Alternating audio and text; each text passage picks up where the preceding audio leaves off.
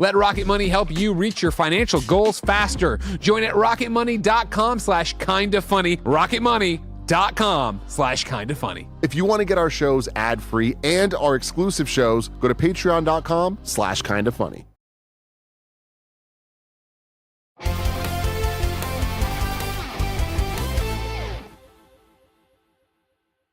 Yo, what's up? Welcome to Kinda Funny Gamescast for Monday, January 26th, 2026. I'm one of your hosts, Blessing, Adeoye Jr. Joining me is the master of hype, Snowbike Mike. Blessing, my man. Happy Monday. Happy Monday. Great to start the week off with your smiling face, but also great to be on this Gamescast today. Yeah. Because we get to talk about a game, but we also get to talk a little about a trip that you and I and Andy had, how much fun we had together. Yeah, of course. We're also joined by Nitro Rifle, cookies. a.k.a. Andy Cortez. I ate so many cookies, man. Where were you pounding cookies at? There at the event, Oh, man. oh, Oh, my yeah, God. the cookies at the event were good. Yeah. We gotta talk about the things Mike was saying when we were down there. Because we went to get frozen Froyo. yogurt. We got Never had froyo before. A little bit intimidated.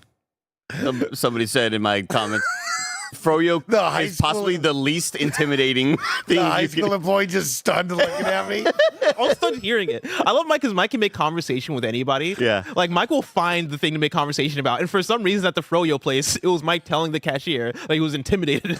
First time meeting him. It was his first time meeting A little Froyo. intimidated. What was the thing he said earlier? lot We were of in the options. Uber. We hadn't even started the trip yet. How We about were- the Uber driver with GTA 6? I mean, that was crazy. That was That was a really Dude, fun Vince conversation. Zampella, that was crazy. Yeah, that was R.I.P. crazy. R.I.P. That We was were crazy. on the way to the airport to go down to LA to play Highguard, which we're going to talk about this episode. And on the way, I'm sitting in the front seat. I'm like, texting somebody, and Mike sees me, and he's like, Mike's My like, phone has that. I started to try it. Mike's like, oh, you see that? That's interesting. He's drawing on his phone and just making words. Blessing John on his keyboard, typing out stuff. And we're like, yeah, what do you mean? He's like, yeah, he's just drawing on his keyboard and just making words. And it's like, what, you mean swipe text? Swipe texting? It's been around for a very long time. Shocking. Real. So in a 24-hour period, had never heard or seen of swipe texting. Never once. And then also ate froyo for the first time. Crazy. This is a That's crazy 24 hours That's for an Mike. all-timer. But this episode is not about the Froyo. It is about us talking about a game that a lot of us had many questions about called Highguard. Of course, super chat in if you want to ask us your questions about Highguard. The three of us got to go down to LA to check it out. Of course, super chat in to youtube.com/kindafunnygames. Also, shout out to our Patreon producers over on patreon.com/kindafunny, Carl Jacobs, Omega Buster, and Delaney the Psalm Twining. For now, let's begin with topic of the show. We went down to LA last Wednesday. Tuesday, Wednesday, yeah. Tuesday, Wednesday. We spent the day playing Highguard. Of course, like I said, super chat in with your questions because I know y'all got questions. Now, we got to the event. They showed us an overview trailer that should be out now. Of course, we're recording this live. 10 a.m. is when the game went live to play. Theoretically, I've not checked because we're live right now doing this. They showed us the overview trailer. They let us interview people who worked on the game. And then eventually we got hands-on the game. It took a while. It kind of took us a while to get hands-on the game. We were the interview team. We had questions to fire off. We were Stories to dig into. We were the first interview squad, so we were delayed quite a bit in playing the game. Yeah, it was one of those ones where we sat down at the stations. Like, they showed everybody the overview trailer. We sit down at the stations. We're like, all right, let's do the tutorial. We finish the tutorial. We start queuing up for our first game. And then somebody comes up to us and they're like, oh, hey, guys, you actually have the interview to go do. And we're like, oh, all right, everybody, we're about to play the game. We're the first interview. Like, we don't even have hands-on We're yet. ready to play the game. Everybody's playing the game at 10:40, and Greg texted me at 1 something. So how's Highguard? And I was like, I don't know. We're about to play right now. Yes, because we did two Really interviews excited back for to it. back, which were really good interviews, by the Yeah, way. We really got a good lot stuff. of good questions in, a lot of information, which we'll talk about. But yeah, we then get back and we're like, all right, time to play the game. We queue up, we start the match, and then immediately somebody comes up and they're like, oh, hey guys, there's the group interview now. So like everybody's gonna go over here. You're gonna want to be there. You're gonna want to be there. They're gonna talk about the roadmap for the game. Mike looks at me and goes, we're not going to that. And I was like, no, we gotta go, Mike. We gotta go. And so we did that. Eventually, we got to finally Yeah. play Highguard, and we got to play quite a few hours of it. So I'm gonna start off answering the first question, Oh, okay. Kick us off, big dog. which is, what is Highguard? What the heck is Highguard? I wrote down Blessing summary. I want you guys, if I miss anything here, you can fill in the What gaps. is a PvP raid shooter? What is a PvP As they raid describe shooter? it. So what is Highguard? This is what I've written down. Highguard is a free to play PvP raid shooter available now on PC, Xbox, and PS5 with full crossplay. 2 teams of 3 face off. You choose wardens with special abilities akin to Legends and Apex Legends, and you choose a base as well. The goal of the game is to defend your base while successfully raiding the enemy base. The match happens in phases. Phase 1, after you choose your wardens and base, the match starts with you reinforcing your base a la Rainbow Six Siege. Nice. Phase 2, you go into the map and loot and harvest resources. You're looking for shields, better guns, and other resources during this time. You got 2 minutes on that one. You got 2 minutes to do that. You could also run into the enemy team during this time, right? Get into skirmishes. That's phase 2. Phase 3, the Shieldbreaker forms somewhere in the map. The Shieldbreaker looks like a sword, like a magic sword, essentially. Yep. The game becomes a capture the flag style battle for the Shieldbreaker to take it to the enemy's base and infiltrate their base. Once a base has been infiltrated, that starts the next phase. Phase 4 is basically search and destroy at the infiltrated base. Your goal is to plant bombs and destroy that base. If you do, you win the game. If you fail, that loop begins again until a base has been successfully raided. Matches can last anywhere from around 8 minutes to around 30 minutes. Is there anything I missed there? Nailed Very it. well done. Nailed it. Very well done. Great job, Bless. Oh, yeah. Mike Howard, Yes, plus. where do you want to start in talking about Highguard? Well, I think you did so well at describing the game. I'll probably talk about my experience with it because it is something different. It is unique. It is a lot of different pieces, a lot of genres into a pot that is all stirred together and surprisingly comes out pretty fun. I think a lot of us had some trepidation going into this. You know, after a big end of the TGA's announcement into a month of silence, a lot of people said, is this game going to be any good? What's going on with this game? And after playing it, I'm surprised. It's a good game. It's a really fun time. And I'm excited to dive a little bit deeper in there with you guys. I think my big one for the fans to know about, because as you read that out, there's a lot of cool moments within the matches that will have Apex Legends. It moves like Apex Legends. The gunplay is like Apex Legends. I would even go as far to say the time to kill is very similar to Apex Legends. So I would just say, like, for people out there, if you like Apex Legends or if you're like, ooh, I'm really bad at Apex Legends, I would be mindful of that at the beginning of it all. Andy. 100%. Well, one of the things you mentioned talking about post TGAs, they had told us this was always meant to be a shadow drop. There was never supposed to be information about this game until we just dropped it.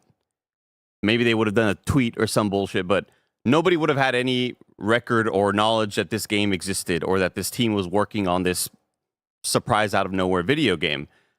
And then Jeff Keighley approached them and said, I played this shit. I really want to do this at the Game Awards. Can we have it for the Game Awards? And they were kind of, given this situation of, shit, that's a really good opportunity. Like, damn, that doesn't really come around a whole lot. Yeah, let's do it. But marketing and stuff just wasn't planned post TGA, so that's why a lot of radio silence happened. Mm-hmm. One thing I'm very, very excited about was their excitement about content rollout. Yep.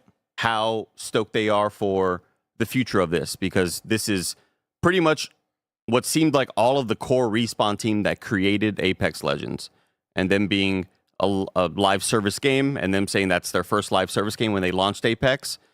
And it seemed like every dev had the same kind of thing to say from Wildlight, where they all said, we launched Apex, and then we're like, shit, we don't have any content to follow it up with. We launched this game, and it was like, wow, big, massive, awesome success. And then a month and a half in, people are like, is y'all doing more stuff with it? Yeah, where are the updates? And the team was Where's like, the shit, content? we got to make stuff for this video game. And the amount of excitement that they all had that, man, we are so planned and prepped. We're launching an awesome game that is really, really fun to play. And we have a lot of content launching with it. 8 wardens, 5 maps, 4 whatevers, base selections or whatever.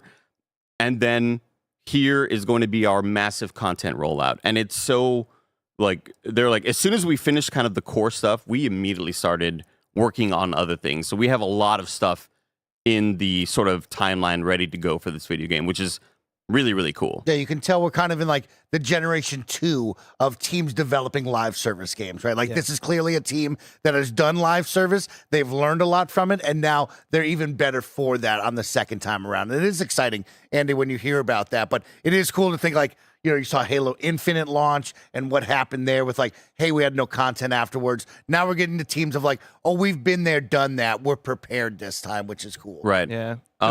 To break down a little bit of that, because I have here some of the factoids. This comes from the press release. At launch, the game features a wide array of content. You got 5 large-scale maps, 6 distinct bases, 8 wardens. The wardens are, like I mentioned, are kind of like your legends, your heroes, your characters that you're choosing. You got 3 mount types, which we'll talk about mounts later. You got 10 weapons, 3 raid tools, 11 weapon and raid tool mods, and a wide range of lootable items. And then that's just at launch. As far as long-term play, this is what the press release says. Wildlight brings decades of experience operating live service shooters at scale, applying those lessons to Highguard's launch and beyond. With a full year of post-launch content already deep in development, Highguard's live service is built around episodes, each lasting roughly 2 months and split into 2 parts, with new core content arriving each month throughout 2026, including content such as maps, bases, modes, wardens, weapons, mounts, raid tools, and additional loot items. Core gameplay content, including new maps, bases, wardens, and modes, will always be free, delivered through regular updates, with the first wave arriving in 2 weeks following launch. All in-game purchases are cosmetic only, direct purchase only, with no effect on gameplay and no loot boxes or RNG. All players receive the Episode 1 War Chest free forever, featuring 44 items, including 11 legendary skins and emotes for wardens, weapons, and mounts. They really want to do another Apex. This is all so much of the core Apex team mentioning how much fun they had with all of the legends over there and now the wardens over here, and creating lore and creating this universe around their heroes that is going to come along with, you know, these really rare, cool legendary skins. I wonder if they'll do those really rare artifacts in Apex. Remember when you pulled one time, Mike, and everybody was all mad at you? Yeah, the heirlooms. Everybody got mad at Mike for pulling one. He had no idea like how rare it was. Yeah, I think this game was, again, shockingly very, very good. Even it was funny hearing some of the other press talk during the interviews and going, hey, I just played a couple matches, actually really cool and fun. Like, I think this game controls great. Obviously, it feels very, very familiar with Apex. Swapping to the mount mid-battle feels so good and smooth and Fluid. Quick and very fluid. Yeah. None of it feels kind of like a pain. Unless you're just hitting the wrong buttons. There were a lot of moments where I was like just flubbing the button I was trying to hit. I like the punishment of like when you get shot off your mount as well. Like there's a big deal of like if an enemy team comes by you, you shoot them off their mount. That mount goes into cooldown, right? Because it is so fast and fluid to jump on your mount, go 1,000 miles an hour, jump off, do your thing, get back on it. Yeah. But when you are in battle and like you see someone fly by, it's like, hey, if you take down that mount, they're in trouble now. Yeah. They're on their feet, and you're going to collapse on them, which is cool. I think my favorite matches were the ones where we took it to the distance. And the way the game works is the game is all about destroying the enemy's base. They're calling it a raid shooter for that reason. They're like, can we kind of find a genre thing to call this? Because it's not quite capture the flag. It's not quite search and destroy. It's a lot of different meldings of different things. It feels like 4 different multiplayer modes pulled into one big match. And so the idea of having to destroy the enemy base and, you know, getting the big sword that'll eventually start the raid and start the next phase of the game, right? Either a raid for you, unless they take the sword to your base, then it's a raid for them, right? And then you go into defense mode. But some of the most fun matches that we had were the ones that went the distance and the ones that you never quite felt out of the fight, even if it was a crazy score. And whenever you start the raid, that's going to do a certain amount of damage to your base. And then if you successfully plant a bomb at either of the sites, that's going to do extra damage. But if the enemy defends well enough and diffuses all the time, and the time runs out, then you as the attacking team take damage to your base. And we had a stalemate going on a couple times where both teams were consistently diffusing and defending perfectly. Yeah. And then the raid would end, and it's like, all right, go back there and loot. We're starting the new, fix up your base if you need to. Here's a minute there. Here's a minute to go find shit out in the world, get more money, upgrade your shit, upgrade your weapon or buy a new weapon, refill your shields, whatever. And I really loved the pacing of it. It felt so cool to like, let's take a little breath. We just kicked ass on that defense. If we would have let them plant and succeed, that would have been the game. But we successfully defended. Now we're into this next phase. We're back at it again, and we only have 10 health each out of 100, and it's a tie. And hopefully we can get this done. I think the game was like super well paced out. I really enjoyed it. I want to bring in a super chat from Openness Prime who says, this game looks like it'll feel very Apex Legends-y. Does it seem more promising than Concord? Is there a battle royale, team deathmatch, other modes? And this is where I'll come in with my thoughts, right? One of the first things I mentioned after we first got hands-on with the game, I turned to Mike and I was like, this feels like Apex Legends 2 to me. Not in the sense that it's another battle royale. It is not a battle royale. It's not a team deathmatch. I don't think you can neatly put this into a multiplayer mode. It does feel fresh and new in that way. But I say that in the sense that it feels, you could have told me, if I didn't know that this was a different studio, you could have told me that Respawn made this game, and I would have been like, oh yeah, of course they made this game. Like, that's how much this feels and flows like Apex, whether it be the time to kill and the gunplay and how the gunplay feels, whether it be when you pick up shields and the rarity system and all that. So much of it feels akin to Apex Legends. And I'm somebody who really, really dug Apex Legends. I would say Apex is my favorite battle royale game, probably one of my favorite multiplayer games, at least at launch. It's been a while since I dove in heavy into it, but I fucking love Apex. And hopping into this kind of restored the feeling for me. For me, I've been thinking about this game since we left. Me too. Where I'm kind of like, damn, I kind of want to go back and play more Highguard. And I'm not It's not even a kind of for me. It's like I've been wanting to play. Yeah, it, like I kind of been looking forward to today for the game to open up and for us to get on stream and play more matches, because it was fun. It was a good time. It does feel different. We can get into, I think, a bigger conversation about longevity and staying power, because I have a little bit of worry there. But as far as what's here, as far as what this game is, it's really fun. As we're describing it, I know for a fact it probably sounds very complicated and confusing. When you're playing it, it's not. Yeah. When you're playing it, it's very straightforward of like, okay, cool, let's put up the things to make sure our base is fortified. All right, cool, now we go in, let's loot real quick. Okay, cool, let's get the thing, like, let's get the MacGuffin, the Shieldbreaker, take it to the enemy base, boom, now it's search and destroy. Like, that's the game.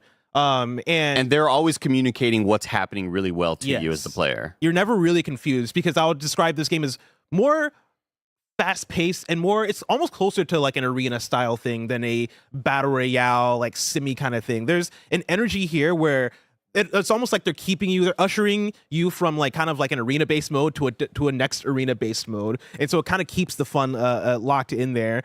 I had such a good time. I love to the question about, does this seem more promising than Concord? One of my issues with Concord, and I think probably everybody's issue with Concord, is that the personality and the unique characters weren't really there. Like, they had characters, but they weren't, the personality didn't really resonate, right? There's something that felt kind of basic and kind of missing when it came to the character and personality of Concord. But at the end of the day, it was also just, it was game modes that we were very familiar with also. Yes, exactly. Team arena yeah, shooter. team arena shooter. At its core. Exactly. We've been there. We've done that. I really like the wardens in this game. They remind me so much of Apex Legends, honestly, where there's even the character that I kept gravitating to. Their name is Condor, I believe. Right. She plays just like Bloodhound. You use the special ability, and Bloodhound in Apex has like a scan or whatever. Hers isn't a scan. Hers is that she sends out her like little hawk, I think, to then scout the area and let you know where players are. And I felt in this game, dude, I felt so enabled to, like, we're in the raid. I see Mike over there. I see Andy over there. It's like, okay, we got enemies. Boom, let me scan real quick. All right, now we know where they're at. I felt like there was a use for all the different things we're using. There was also another character I used. I want to call them Flambe for some reason. I don't know why. Definitely not that. It's not Flambe, because that's The fire guy that looks like Ken? Yes. No, not him, actually. Actually, that is who I should call Flambe. No, it's the guy that can, like, leap distances and will fucking... Redmayne right there. Redmayne. Redmayne. He's the cover athlete. Flambe, close. Yeah. Yes, Redmayne. I don't know why I have Flambe on the brain, but Redmayne was the other one I was using, and it was cool because with these different bases, there's one base that has like lava and shit, and so when you're using Redmayne, he's like the only character with the ability to jump long distances, and so it's like, okay, cool, I can now jump across the lava and get the flank on the enemies, and I think stuff like that is cool. So Yeah, I like that you bring up Apex Legends. I think it's Apex Legends when they did the arena mode. It's like as if Apex Legends, they were like, hey, just keep creating different modes. Let's see what sticks. That's how it feels. Hell yeah. To bring in some more super chats for you. Science Dog Official says, it sounds like these rounds have the potential to be very long. How long did an average game last? Yeah, they mentioned to us, and we experienced it as well. We beat Khalif's one time in 9 minutes and 10 seconds or something, because we just found momentum and kind of like rolled, and then we beat him another time in about 30 minutes because that one went the distance, because that was one where no team was successfully ever planting, so it just went longer because nobody was successful in those raid portions. And when you're not successful there, then you inevitably go back to the kind of looting and sword. What are they called? A Shieldbreaker sort of phase, which is their capture the flag phase, which becomes another cool little thing. The Shieldbreaker will randomly spawn on the map somewhere, and it's got a countdown.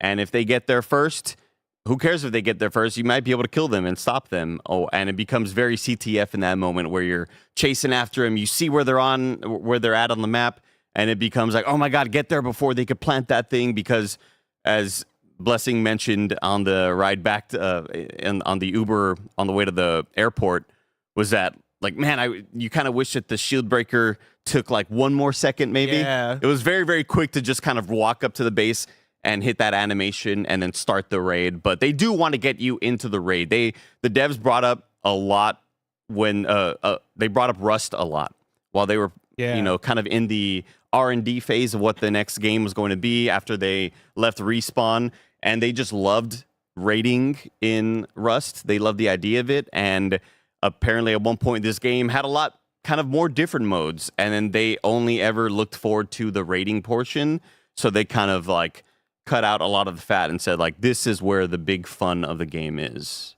To bring another super chat, I lost it. Oh, here it is. Rogue4 says, how did the overall time to kill feel? It felt very similar to Apex for me. The thing that I will say is that I think the game does a cool thing with how they level up gear and how gear progression goes overall through the match, because like we mentioned, right? All right, in 9 minutes, we beat Kaz team that one time. And so gear during that game never really got that high, because whenever the game resets back to like, all right, we tried to raid, boom, we failed a raid, all right, cool, reset, go, the rarity shifts up a level. And so it goes from basic to blue to purple to gold being the highest. And once you get to those higher levels, that's when like the shields really start to fill up or whatever. But time to kill felt right to me. Again, it felt like Apex, maybe even slightly faster than Apex, but I think there's something here where, because it's more arena based as opposed to being battle royale, it doesn't feel as bad as Apex. For Apex, it's like, damn, all right, I tried to kill that person, it took forever to kill them, now I'm dead, and now that's the fucking game. Yeah. Here it's like, all right, well, I'm gonna get another chance. Here you respawn, you go again, and so I think that makes the time to kill feel even better than it did in Apex for me. The respawning felt a lot. Just generally respawning in games compared to the kind of quick sudden defeat of battle royales, that could be a pretty defeating feeling. And there were just so many times where we were all playing, and even if we were getting our asses whooped, I still never felt out of it, because you were going to come back and you may find a cool relic or upgrade that might kind of change the game, where suddenly your ultimate is charging much faster than it was at a certain point, or you are generating your tactical ability way faster now.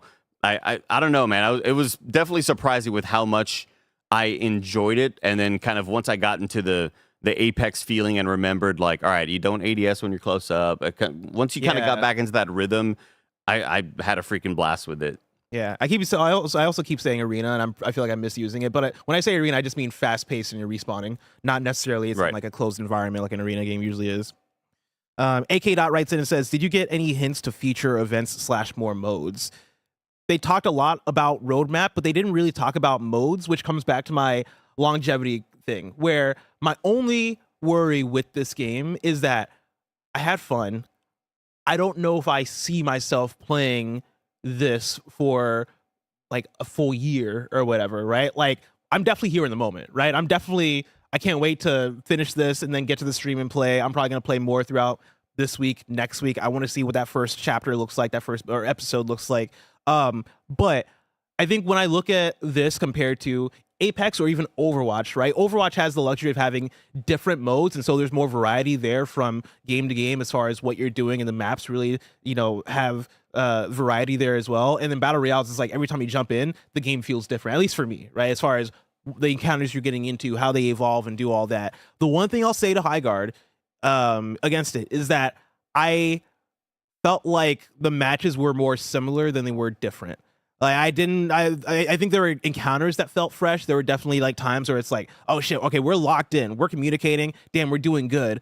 I don't know if I would say though that like there was any match that felt like super different from 2 matches ago. I think the game flow kind of feels similar a lot. I'm right there with you on that one, Bless. I think future stuff, right? We spoke with the dev team and they talked about having multiple teams on the map. And I think that's probably as weird as you will see in the first year or two, right? I mean, at its core, you are seeing if you're watching on screen or if you are playing when you finish listening to this. That is the core of the game, right? I think it's hard to probably Jenga set a whole new game mode into this, but yeah. I would say, I bet you'll see something later on, maybe a capture the flag. Maybe it is 4 teams on this screen instead of just 2, but they have a little bit of wiggle room to play, but I do think that they are kind of trapped into this game mode that they have right now for sure. Yeah, I guess for me, the game mode still felt fresh enough to where I didn't feel like I was kind of like, all right, I wish there was another game mode here. But I also just love the idea of generally with a lot of multiplayer games of like, I want to get as good as I can at this one thing. And instead of kind of being,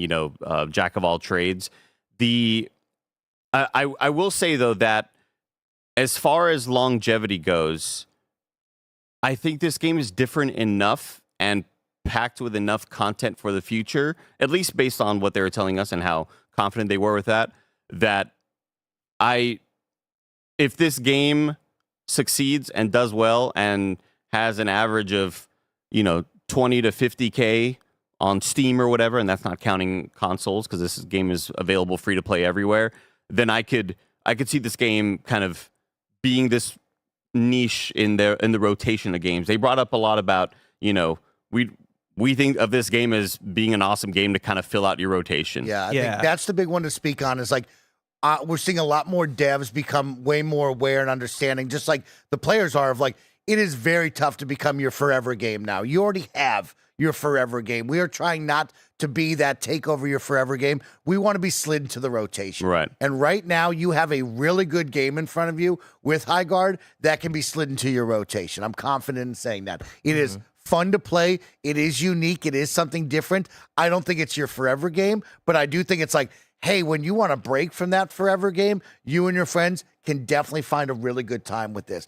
It actually reminds me of a game that we played last year, Wildgate, that just does something different, that is unique and fun. Wildgate was that Sea of Thieves spaceship multiplayer game. And it's like, hey, these are teams that have really figured it out of like breaking away from the extraction battle royale shooters, and they're giving you something a little different where you can go, oh man, like this is fun to play, right? It's not my forever game, but I could slide this in on a Friday night. The boys are like, hey, let's play something different.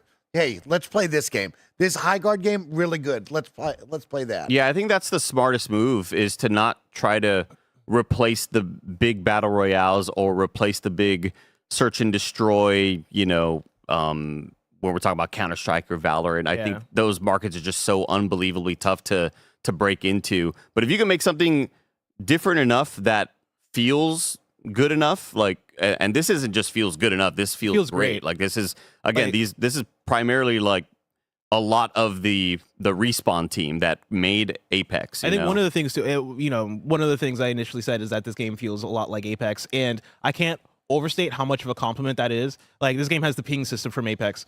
That ping system is the best ping system, right? In a multiplayer shooter. This game has that. In fact, I believe the person that made the ping system for Apex also made the ping system for this game, if I heard that correctly during the interview. Designed, created the contextual ping system, which was, one of those sort of revolutionary things that every shooter adopts in the future, but also designed the core like mount system. And the mounts are really awesome movement to get from cover to cover and to just kind of get out of a situation if you're, getting pressed a little bit. Well, speaking of that, I want to bring in a super chat from Science Dog, who says, I often find controlling shooting from a mount is cumbersome. How is it here? We haven't talked that much about the mounts. I mean, it's as hard as it is to shoot on a fast-moving object than that you would expect it to be, but that's more of like, maybe you shouldn't be shooting on a mount a lot. You should not be shooting from the mount. I tried a couple times and got a couple of kills, but you're better off getting off of it to shoot them. Yeah, you're going to jump off the mount, but I will say it felt good. Yeah. I was actually surprised. It didn't feel like it was bumping all over the place. It felt like you could get a hold of it, but I don't think you're doing all of your fighting on your mount for sure. Well, it's the idea that the mount is for specifically when you're out in the map, right? You're not using it in the base or anything like that. It's when you're out in the map and you are going after the Shieldbreaker. And the Shieldbreaker, I like it a lot because it ends up being a chase, right? One team gets the Shieldbreaker, they're on their horses. They're on their horses and they're trying to zoom to the enemy base to break into it, and the other team is chasing after them. Like, you're in a straight up horse chase, which is really cool. There's also a mechanic where if you press, I was using controller, if you press left on the D-pad, it'll then teleport you back to your base so that you can now approach them from the front instead of like chase them from the back. And what happens is that, cool, these people are in a rush, they're on their horses, I am now grounded with my gun, they're now big targets because they're on mounts, and so it becomes a game of like, all right, I gotta knock these guys off their horses, and then it turns into another skirmish encounter.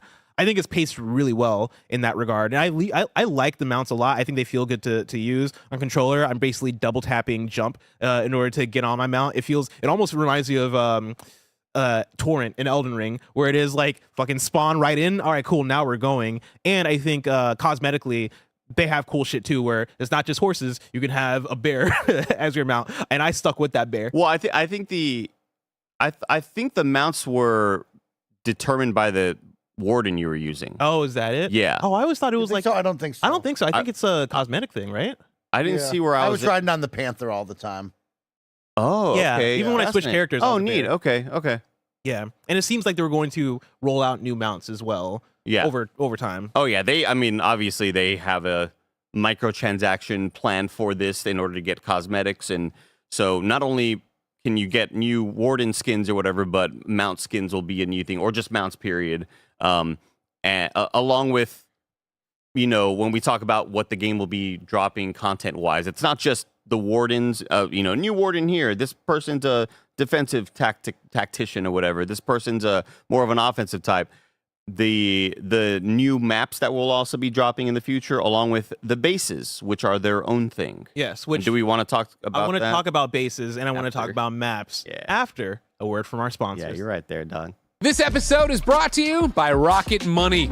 Do you know how much money Mike was wasting on hidden subscriptions that he wasn't using? Well, it turns out Mike didn't know either until he started using Rocket Money.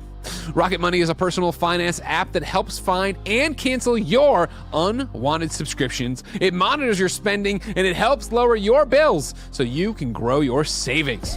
Rocket Money tracks your subscriptions and has the ability to cancel within the app with a few taps, saving time and avoiding charges. It automatically categorizes your transactions and tags them to reveal spending patterns and add context. Getting ready to buy the Steam machine? Rocket Money helps you save for big goals by setting budgets and getting personalized insights and regular reports. It consolidates checking, savings, loans, and investments into a single dashboard to give you a clear view of your financial picture. Let Rocket Money help you reach your financial goals faster. Join at rocketmoney.com/kindafunny. rocketmoney.com/kindafunny. Hey you! Join us in person for our live in review of Howard the Duck. That's right! Howard the Duck joins MCU in review Wednesday, January 28th at 7:30 p.m. at Cobb's Comedy Club for SF Sketchfest. You can come watch me do all the podcasts within a podcast you love. Andy will be going do-do-do-do-do-do-do-do. Nick will be shopping for pants during it. But everybody else will be there too for you to come hang out and see. All you have to do is go over to kindafunny.com/sketchfest right now to get your tickets before they sell out. Because coming watching a bunch of people talk about a very old Howard the Duck movie is really selling tickets fast. Andy, tell me about them Highguard maps. Here's what I'd like to do. Let's go through the match from the start to the end. that will allow us to go through each base, the maps, and what you're doing in between each thing. Because I think Blessing did a great rundown, but I think there's places we could dive a little bit deeper into. Okay. Yeah, 'cause we've not even talked about shopkeepers. There's a shopkeeper in the game, by the way. Let's start with the beginning. Of course, you will, after you choose your wardens, which I think we've done a good job at like highlighting the wardens. They all have some pretty good, unique abilities. I think there's a lot of abilities you've seen on different characters before in other games, but this is like each ability is kind of tailored towards the raid part of the gameplay, I would say, right? Like you have Brisbane, Redmayne, and like Redmayne. his goal is like to rip through the walls of bases on the opponent's team. You had someone, the Sand Lady that Andy was playing, which turns all of the walls of opponents' bases into sand, and you can traverse through the sand, which was very cool, right? I was playing as Ken from Street Fighter, and he had awesome fire grenades. He could also rain down fire in an AoE attack. Not literally. It's not a crossover for those listening and watching, but he did look exactly like Ken from Street Fighter. So like after you choose your warden, you go into base choice. Right. And the base choice is another piece of content that they will be dropping in the future. The base choices are different. There are different themes, whether it's like this one's kind of desert looking, this one has like a lava kind of feel, like a dungeon. And the bases, they compare them to being approximately the size of just like an arena map. If you're like playing Slayer in Halo or whatever, they're kind of that size of a little area with kind of that feel in terms of, verticality or levels and 3 lanes, all that sort of shit. That's how the bases are kind of built. And the bases will have different sort of, I would say, architectural benefits. Yeah. And based on like how, if this base you plant, if the A side plant is really, really high and the B side plant is way over there, then that might make you go, ooh, well, if we're going to go with that base, I should go with this warden then. Yeah. There's a lot of like strategy that kind of will play into there. We'll see how deep that actually gets, because at the time, while we were selecting the bases, whenever you start a match, you select your warden and then you go to the base selection. I did kind of feel like we were just saying pick whatever, because I didn't really care in the moment. But I feel like a meta will develop. I think we were picking, hey, let's pick every single one so we could see them all. You're right. I think you will start to see there will 100% be a high competitive meta being picked there. As we spoke with the devs, like they were talking about it, they've played so much of the game that they now are removing walls to be able to see 2 different bomb sites at the same time.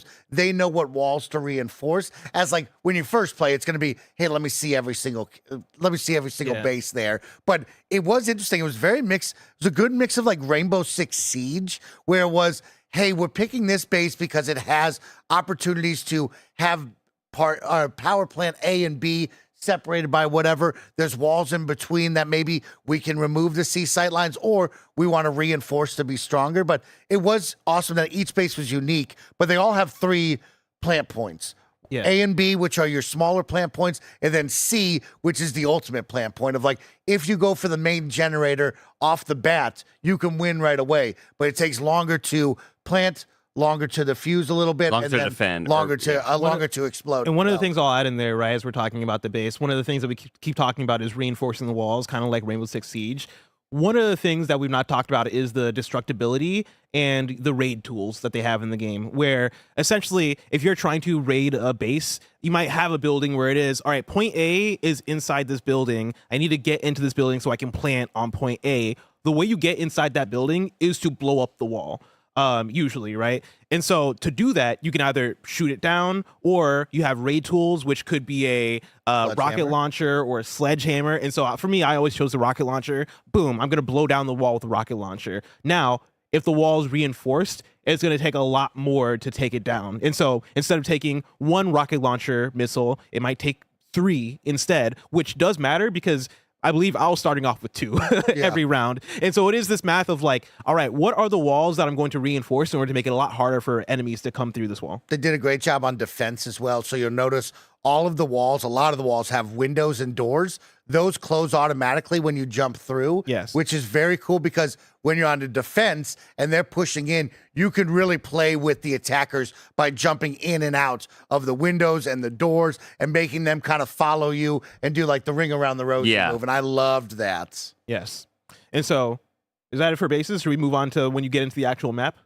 Every single base is designed differently. It looks different. Yeah. You will see more bases coming on the post-launch, as Andy said. Different layouts, different entries of breaching, different, you'll know that, I like picking this one because this one has one entry point here, which is good because I'm playing whatever here. There's a lot of there's different strategy there that I couldn't quite see, but I know a strategy will develop. And so it's really interesting the map is designed with 2 bases on either side, right? Because each team is picking their own unique base that will be put in there, right? Yes. So you're never matching bases unless you both decide on that. And then in the middle is a larger open world map, a large scale map. What's the Halo map? What's the Halo map that's like Blood Gulch? It's almost like each map is like a different Blood It's like Gulch. the size of Blood Gulch, a large big team battle map. But that has how many maps, Andy?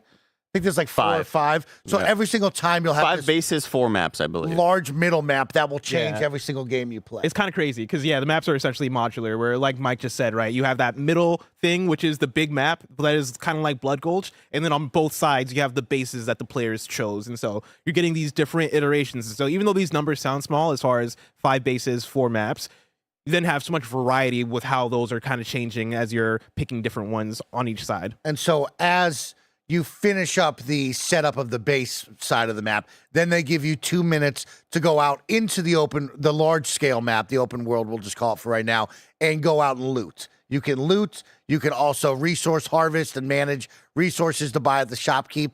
But this is where I think a lot of people would think, oh, this is where you'd put the AI in, right? This is where you'd have that PvE style battles. And you don't. No. This is a completely quiet, large-scale map where you and the 2 teams will start to run around in different areas, and you'll have the options of either looting chests, which you'll see 2 colored chests, red and blue. Blue for shields and red for guns, right? And so your goal is to either go to the marked locations on the map for more, a higher population of chests, or you can go out to the smaller areas that will have chests and maybe the resource material to harvest. Yes, the harvested material, which essentially works as currency because there's a shopkeeper that is placed around the map that you'll go to in order to buy whatever rotation of guns or shields or items he has. Which, speaking of, the Papa Piper in SuperChats writes in and says, 2 questions. What types of guns are there, and how do you acquire them in the match? And how does shield/health/healing work? You start off with whatever weapons you want. There are 2 shotties.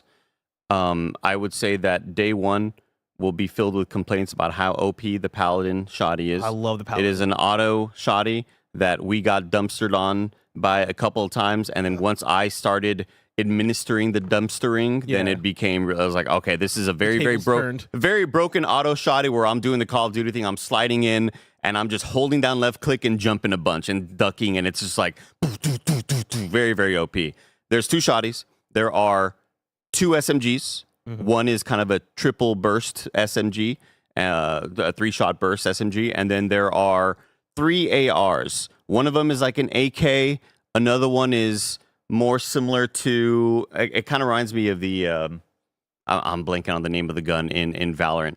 But then the other one is a 3-point burst shot. But there's 2 like automatic ARs. It's almost like it's almost like Counter-Strike or Valorant, right? How it's laid out, right? Right. Like, there's pistols, there's shotguns, there's assault rifles, and it looks just like that when you choose your first free loadout. It looks like that when you go to the shop of like what options he has for you to buy, but it feels very much like any other. I don't think there's anything special coming out of the guns there. Right. It's kind of what you would expect. I assume they're going to have a buttload of different gun skins as well to, have you have the coolest gun out there. Big difference from Apex. Health auto regenerates. Yeah. You don't health and shields. As you long as you're picking up extra shield. Exactly. You don't heal mid-match. It auto generates. I love that. Which is fucking great. Yeah, I love that as well. And the way shields work is essentially you collect them.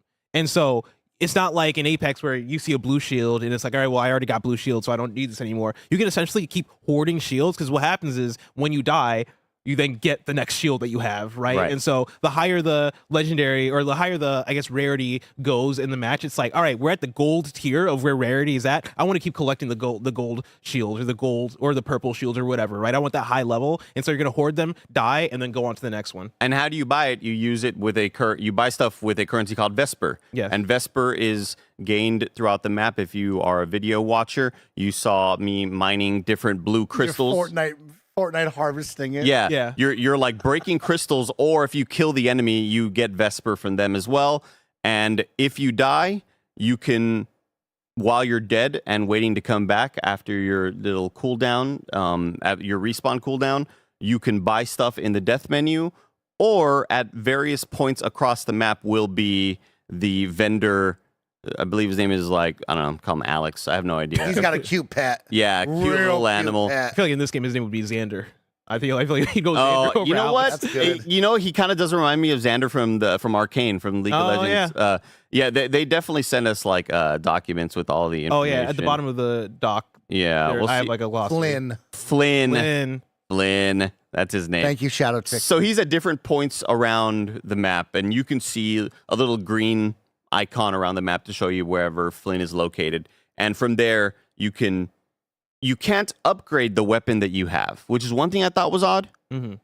Maybe that's to, engender more of a spontaneity, sort of sense of I'll buy this new gun instead of sticking with what you kind of have. Yeah. So you can't upgrade the current weapon that you have, but every time you go see him throughout the different rounds, he'll have new different weapons sort of at random to offer you, along with different little raid tool stuff, along with different passives where, again, if you get that legendary one that gets your ultimate back super fast, that could prove to be super beneficial. You can buy rocket ammo to then break the walls a little bit better. The rocket stuff isn't really for destroying people, No. It was more meant for... I never shot a rocket at a person. Yeah. I only shot it at buildings. Yeah, definitely meant to like break walls. Or there's also like these kind of wall devices called like bunker busters, or that's what Bumper, I think. Yeah, I think it's bumper. Yeah, something like that. These ones. Thumper, Thumpers, yes. the Thumper thumpers, sounds yeah. right. Thumper sounds right. Where But you that's put also, it on a thing. And that's then it also from breaks. Dune. Yeah. I feel like this game just took everything from everything. Yeah. The more we Six talk about this Siege, game, yeah, I keep having to reference other games to describe this game. But it really is like, hey, we took in all these different elements from all these different things. But they did a great job, as Blessing said, and as Andy's talking about. It's like between each round, we'll call it, right? Between each raid, all of the chest gets upgrades, all of the vendor gets upgrades. So you'll start off with like grade of blue weapons. Then all of a sudden you're going to make the jump up to blue and purple weapons and then gold weapons by the end of the match, which I thought they did a really good job of being mindful of that, right? You'll never feel like, oh, I'm really outgunned here, because every round you're going to kind of have a pause of like, hey, go out and re-loot and you'll have better guns for the next round. And that is one thing I wanted to talk about. It's like this loot section here is very quiet. There's 2 minutes in this like large scale map, can be very quiet and silent. Or of course you make your own adventure, right? Like when there's no NPCs on the map, it is you and the other team, which is only 3 people. The map is very large. You will either run into them and hide or engage, or you'll be on the complete opposite side of the map and never see them. And I think it's good and bad.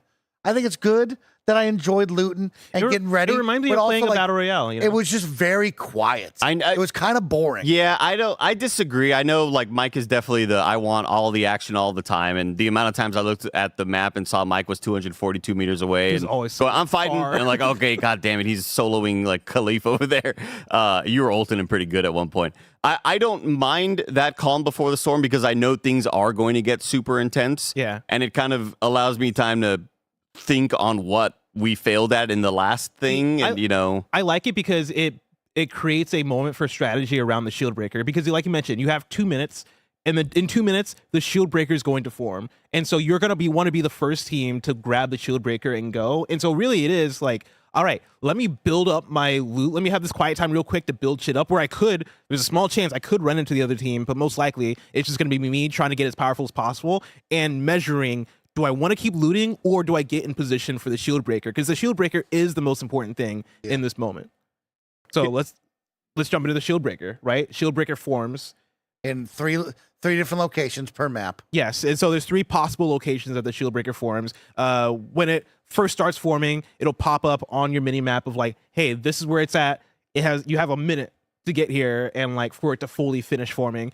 It forms, whoever grabs it, and then it is a rush to the other team's base. This was the Halo capture the flag feel. This was like the most fun of having that engagement of who will get the Shieldbreaker. Okay, we've grabbed it, now run for it, right? And there's this moment of, you'll probably have 2 opportunities to die and respawn before they arrive with your Shieldbreaker. From first engagement, if you die, you will respawn for sure between them and your base. Then you have another opportunity to cut them off before your base, have a fight, and if you die there, you'll definitely respawn as they are delivering the sword. In a weird way, yeah. Yes, it is like Nidhogg. And so, yeah, that's that phase, right, where it is capture the flag, boom. You're continually trying to stop the other team so you can grab their flag and take it to the other side. And then if it lasts too long, it does have things in place where it's like, all right, now whoever touches this thing essentially is automatically going to raid the other base. Yeah, they go into overtime, and they have a halfway point line on the map, or the big, large-scale map. And so whatever side you're on and whoever has the sword at the very end, you start to eliminate each player, so it goes into permadeath. You'll respawn afterwards, but it will go from like 3-on-3 to 3-on-2, 3-on-1. And if you eliminate that team and they have no players, wherever you are on the map, that's where the raid will begin. Yeah. Right. So you get the Shieldbreaker, you make your way to the enemy's base, you press square on whatever like their thing is, right? You put the Shieldbreaker in there, twist, boom. Now the next phase starts where you have a big, I forget the name of it, but a big battering ram essentially comes out of a rift. A trebuchet. A big trebuchet comes out. I don't think that's what a trebuchet is. It's called the siege whatever the hell. Yeah. The big siege thing comes through and it fucking punches through the enemy's big shield that's protecting their base. And now the raid starts. It's essentially search and destroy inside the enemy base, where it is, all right, do we want to go to point A or point B? We're using our raid tools to try and break down the walls that they have protecting the points. You're planting the bomb and then trying to protect the bomb. If you're able to blow up both bombs, you win the game. If you're able to blow up one bomb, then that's good. But like if you're not able to do the second one, you might get it might be a reset. Like we're going back to phase 1 type thing, depending on where you're at in the time limit. If time runs out, then yeah, you reset. But yeah, you're trying to destroy both these. Yeah, you could successfully plant both bombs on both A and B and win the game if you're goated. Yeah, if you're goated enough. And I think that definitely will happen in a lot of matches. And I did like the sort of the respawning, right? Like you could, in the different phases, I could respawn near the Shieldbreaker if Mike's out there in the wild, or I could, whenever you die during the raid, you could grapple back in and kind of like respawn right where the siege device is, which is like right outside of their base. And it just, I don't know, it allowed for a lot of like, all right, I'm coming back, like just stay alive for a little bit, I'll be right behind them. You know, there's a lot of cool moments of this, we're going to continue this fight and we can actually see this through. Cool. And that's a game. That's the game. To bring in a super chat, unrelated, but I like it. Currently working, writes in and says, to open this can of worms, LOL, is this an indie? And to that, I'll say, of course, we got to talk to people that work at the studio. It's a 100-person studio. It is an independent studio. And so however you take that, yeah, that no is what it is. publisher either. No publisher. They're all by themselves. They're doing this all by themselves, Yep. which I want to commend. And I want to take this moment to say, man, do I kind of feel bad? And I feel like they're going to be fine, whatever. Like, I think the game is going to be successful enough for them. Who cares? But, like, they got so much shit for the last few weeks as far as, you know, the Game Awards placement and then not having the marketing and then kind of being silent. People have just been dunking on this game. And I'm like, y'all, this is an independent team that is putting out something that is not an IP, right? It is something that is new and fresh. I understand that a lot of people don't like multiplayer, don't want multiplayer. We're upset to see it close the Game Awards. But yeah, like in the last, I think after we got hands on the game, especially, I've been kind of looking at the internet like, man, y'all are dunking on a thing that really does not deserve the amount of dunking this is. Yeah, and you know, a lot of them mention that their feelings about this was kind of similar to how it was with Apex when they just shadow dropped out of nowhere. Was we want the gameplay to speak for itself. We think it's fun and awesome enough that give it a shot. If it's not for you, then it's not for you. But you know, we have a shit ton of fun playing it. We're constantly testing it, even when we don't need to be on the weekends, because we just like playing the video game that much. Yeah. And so, yeah, it's the tough thing where Andy, you mentioned it from the start of when we asked them, right? Yeah, this is supposed to be a shadow drop, but Jeff Keighley was like, "Yeah, we'll put this in the Game Awards," and they're like, "How do you say no to that?" Yeah, honestly, for this new game that you're trying to market, and you don't have the EA machine behind you and all this stuff. They didn't say that, but I'm adding that in there.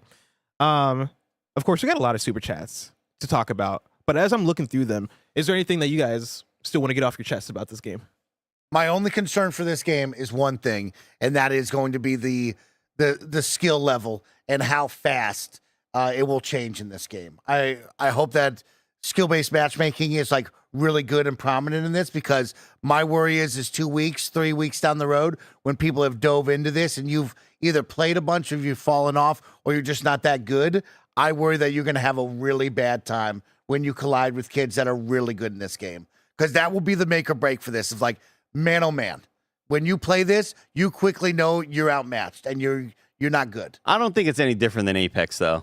I'm thinking more like Wild Gates, a game that came out that was unique, different, and fun, and quickly, a week later, it became, oh, those kids are way better than us. We will never win a match. This is not fun to play. Well, one big thing, and one thing they're very excited about, is that when Season 2 starts in 2 weeks, which is an awesome quick rollout, and quick kind of, where, hey, new content's coming in 2 weeks. When Season 2 starts in 2 weeks, they are also introducing competitive, ranked, which I think will help out a lot with the player base and skill-based matchmaking. But I don't think it'll be any different than, like, at its core, it's still, the gunplay still speaks the most. Yeah. And, when I watch my nephew get destroyed constantly in Apex Legends. That's the thing. And then boot up a game immediately where I'm like, God, you're not discouraged. You're just going to keep on going. Like, that's just kind of the way the game is, yeah, I think. this is the answer for you guys with Apex Legends, for like how much I love that game, but I also know the same frustrations as far as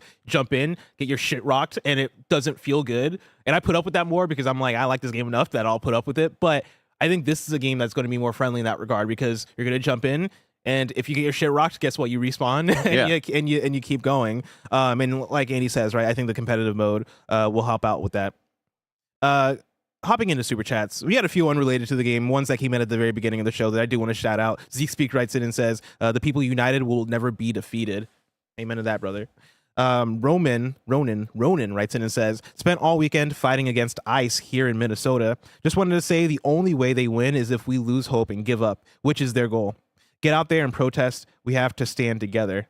Once again, hell yeah. Amen to that. Thank you for that, Ronan. Welcome. And then mob_AEXW says, "Name is pronounced like the Pokemon," which they've said before, but I still don't know what that means. Mob. What Pokemon is Mob? I don't know. Mob_Mobafett? Mobafett. I have no idea what the hell they're talking about. Yeah, name is pronounced like the Pokemon, spelled wrong and said wrong on purpose. I know besides Greg, y'all have bad or hot takes. When can we get an episode where we get to roast your hot/bad takes? We've done those episodes before, but we might be overdue. Yeah. I'll look at the calendar. Maybe we do another hot takes episode. Greg's episode might be about 8 hours long. I think that's the problem, is that Greg has too many hot takes. Yeah. Where it's like, whenever we plan the next hot takes episode, we're just like, oh, let's just make it a Greg episode. Yeah. Because, man, that man be talking. Also, Bear, can you bring up the stuff I put into assets, por favor? Locke Lamora 153 says, "Mike can only have one, Highguard or Froyo." Shit. Froyo, man, you put your own toppings on that. Yeah. I do like Froyo a lot, though. Froyo, I was going to say you're crazy, but Froyo's real good. On that. This is just a kind of a visual look at the 3 mounts at the bottom left with 10 weapons plus 3 raid tools. You cannot tell me that's not Ken from Street Fighter right there. Yeah. That's crazy. I think his name is Slade. Slade, yeah. I'm only going to play as that guy. Along with the maps up top, 6 bases, and then the other doc that I sent through is the sort of the approximated game plan of, how they want things to be released and the roadmap or whatever, which is very, very cool stuff. One that we can knock out real quick from Mr. Person, which is kind of already answered, but they say, with the game being like Apex, do you think it'll have the same problems Apex ran into over time? And again, we talked about that, right? The big problems with Apex, at least in my opinion, playing a lot in that first year, was the rollout Cheaters of also. content and cheaters.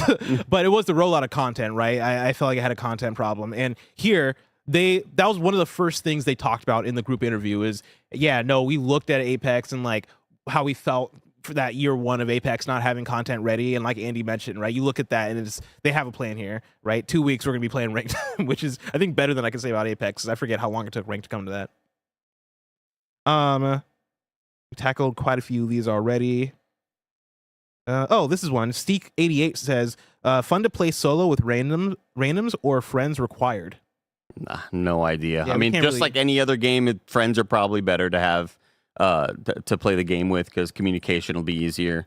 I don't think that changes here necessarily. Things might be easier because the ping system from Apex has helped out stuff a lot over the years, but it's still going to be one of those where I'm like, yeah, if you got friends, definitely play with them. If not, you'll probably have a couple matches where one person doesn't pay attention to you and goes off and does their own thing. So Ma Axew writes in again. It says Pokemon is named Axew. Look him up. Spelled it wrong. This is who it is. I've never seen this Pokemon before in my life. Axew. Oh, okay. Yeah. What generation was this? I have no idea. He's cute though. Look, really cute. So honestly, this might be my new favorite Pokemon. Wow. Okay. I really like this little guy. I fuck with this little guy. Hold on. He's a Like dragon type. He's a dragon type? Bamboo or something? Somebody tell me what gen. Gen 5, people are saying. Okay, I missed Gen 5. Hey, yo, I fuck with this little guy. Yeah. Wow. It's love at first sight. Axew. Is this second evolution? This is cool too. Damn, he's got a good. This is a good.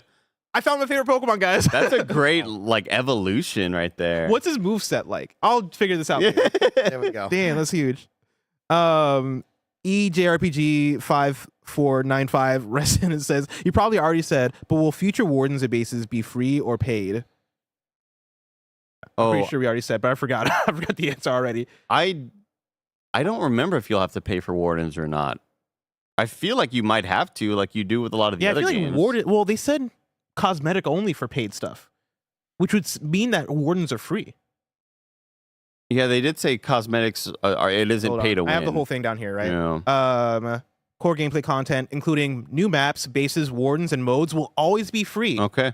Hold on, that's kind of insane. Yeah. I didn't take that all in when I read it, but that's actually pretty insane. That's massive. That's really massive. Yeah. Huh. You usually don't get that. That's kind of wild. I think that's it for Super Chats. And I think that might be it for this episode of Kind of Funny Gamescast. You guys have any final thoughts on Highguard before we go play it later today for the stream, as long as the servers let us in? The game is free to play. Yeah. Go make your own opinions, play it, see if you like it. Yeah, I'm stoked to play it. Been thinking about it since we did the event, and yeah, I'm excited to get back in there. I'm really excited to play this game, and yeah, like I've been waiting for today for a good 4 days now. You know what I mean? Can't wait to get in there. And yeah, let us know what you think. I'm really curious on how the world thinks about this game, because I really liked it while playing it, and I think a lot of people are gonna like it. But I am curious to see what people think. Of course, that's not it for Kind of Funny Gamescast today. I should have said earlier in this episode that there is no KFG today because we had 2 big embargoes. Watch the buzz. Watch the buzz. Watch the buzz. We just got done with our Gamescast about Highguard. We're about to do another Gamescast about what, Mike? About horror games, because I got to play Resident Evil 9. Whoa! I'm going to talk about it. How much Resident Evil 9?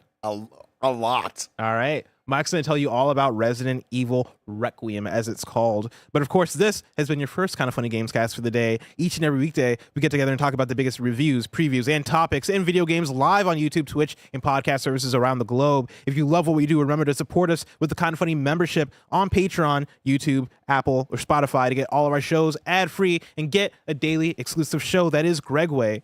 Have fun listening to us talk about Resident Evil Requiem. And until next time, it's been our pleasure to serve you.